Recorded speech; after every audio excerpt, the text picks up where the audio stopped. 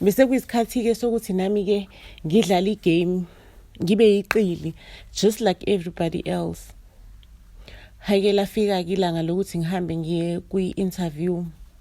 Ngiyamazi ukuthi umalume uyilenhlobo ukuthi mangabe ithanda umuntu uyabambelela kuyena, uba nesikhwele, akafuni lutho olusondelayo. Ufuna ukuthi impilo yakhe ayibone lapha phambi kwakhe. Mangabe uhamba naye, ubuya naye. Kwavele kwangicacela nje ukuthi njengoba ngiqamba manga ngithi ngiye clinic for sure umalume mhlawumbe uzosuspect mase yangilandela. Ngoba nje yena ngendlela engibuka ngayo bese ngitshela ukuthi ubone ngathi uinvestile kakhulu kumina, akasafuni lutho luzomphazamisa. Kwamele ukuthi ngicreate iscandal, into ezomkhipha busy umalume, aphume kumina angamnesikhathi sokuthi angilandele. Hayi ngenza kanjalo ke ngaxabanisa amantombazane lapha efemini yakhe. Ngawafonela ngawatshela ukuthi ubani utheni wakhuluma ngawe wathi kanje, waze wathi akakusabi uyakujwayela kabi.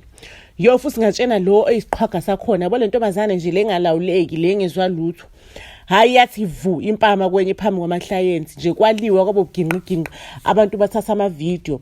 Lapho ngase ngicuphile ngesecurity ngisathatha i-video lisendela umalume, bathatha ama-video basendela umalume ekseni nje ngokusa.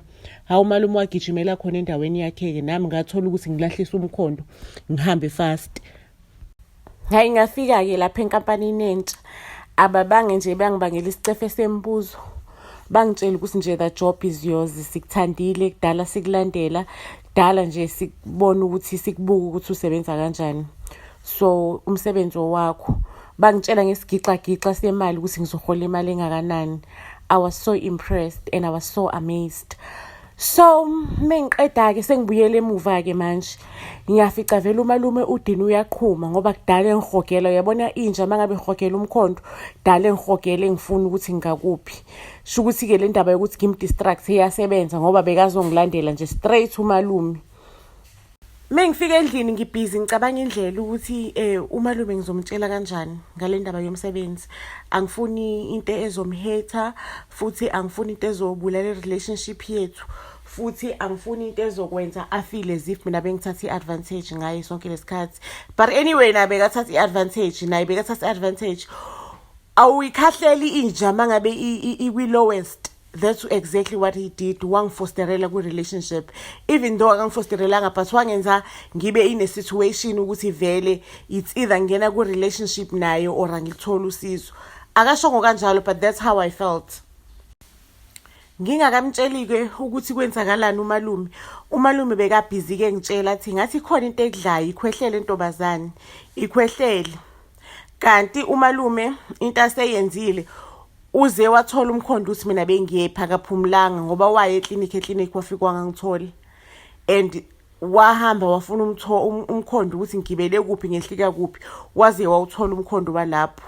And what he did, he sent a message lapho with my picture asho ukuthi ufuna lo muntu lo umenzela uganga kanje. What acts as if it's another company that I used to work for before ngizosebenzela yena. Wenze ngathi nje into eforwardayo ku social media yonke indawo. Ngingaka resign ke lapha kamalume le company yangibiza ngokusheshsha meqeda ukuthola le message yathi ngifuna la.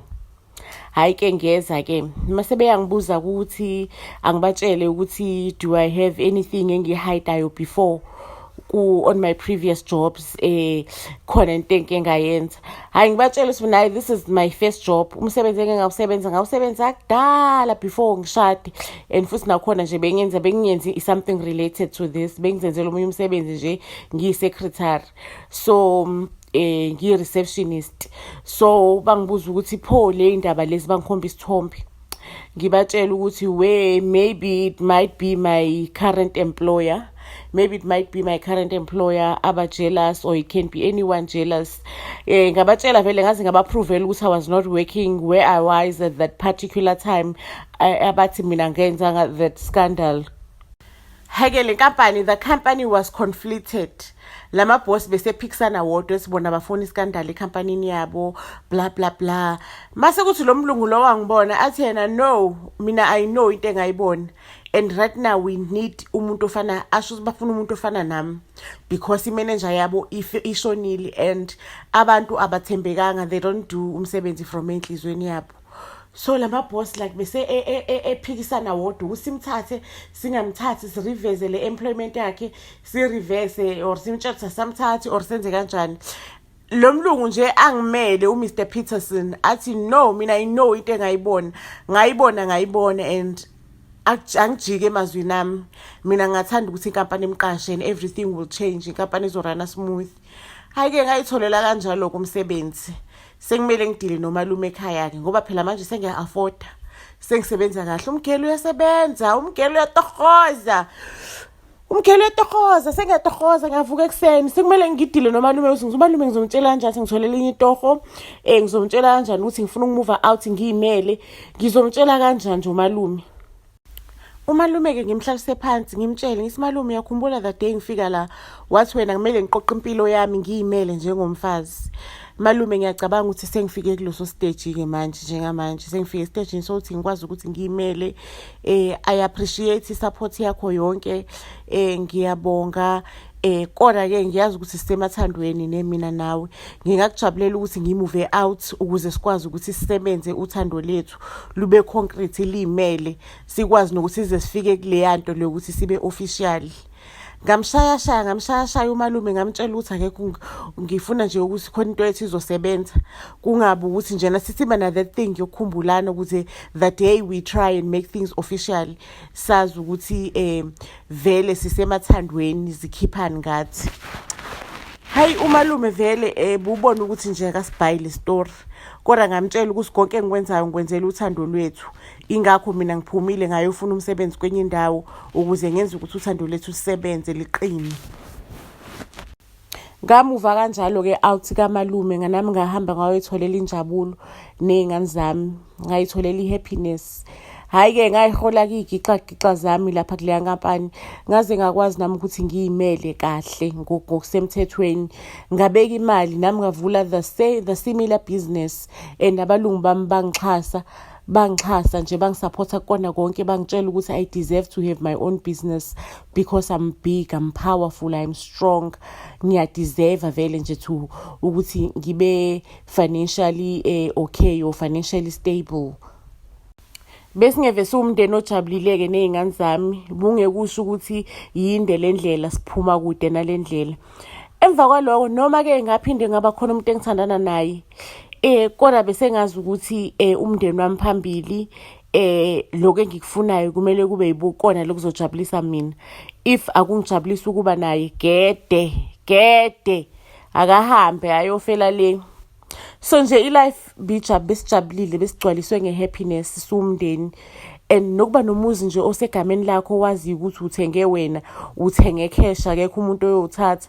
It was an achievement for mina ukuthi ngibe nekhaya ngoba bese ngizulile ngavaya ngenakhaya.